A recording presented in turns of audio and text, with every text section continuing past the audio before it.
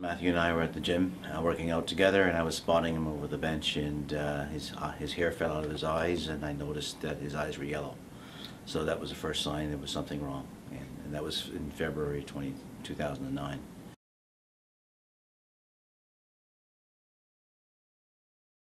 You know, once we realized that his eyes were jaundiced, we did a lot of blood work. It took the hospitals almost 9 months to diagnose him with PSC. Originally, it diagnosed him with two other diseases, autoimmune diseases prior to that one. But it was November 4th, 2009, it was diagnosed with PSC.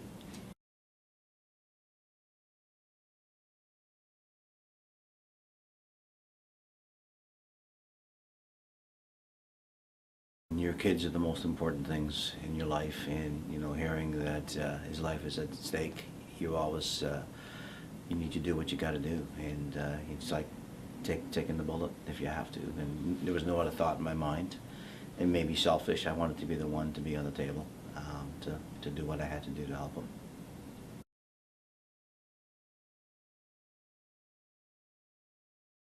Right after the surgery on September 7th, you know, I was out of the loop because I was in a different hospital and Matthew was at Sick Kids Hospital. So he went through lots of issues right after transplant. So within 5 days he had severe rejection. We almost lost the graft at that point in time. So there was lots of issues. He ended up staying in hospital for 18 days.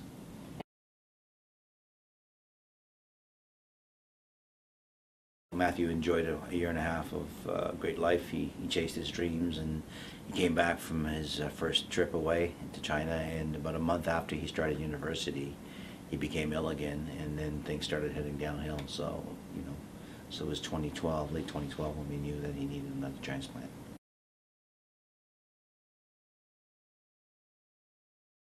It was amazing, the fact that when my father was a match, but the fact that 9 people came forward, and some of these people I didn't know that well, and it was just the most humbling experience. And the other thing is, while I was very ill, lots of people tell you just what you mean to them because they don't know if you're going to make it, and that's also an extremely humbling experience. But when my dad was a match, it was a little surreal. Um, I was pretty young to understand all the dynamics of everything that was going on. In retrospect, it's absolutely amazing that he was able to do that for me. And I like to say I was given, well, now, like, given life 3 times. First by my mother, then my father, and then the third time by a complete stranger.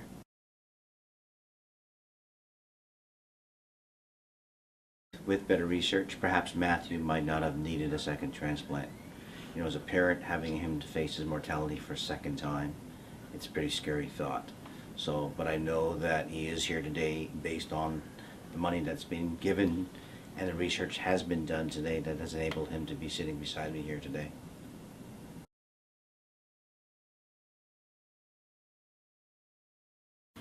So transplant research is so important because basically it's the reason I'm alive, really.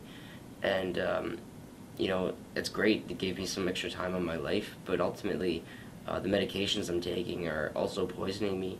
They make me much more likely to develop skin cancer, and they give me abdominal discomfort.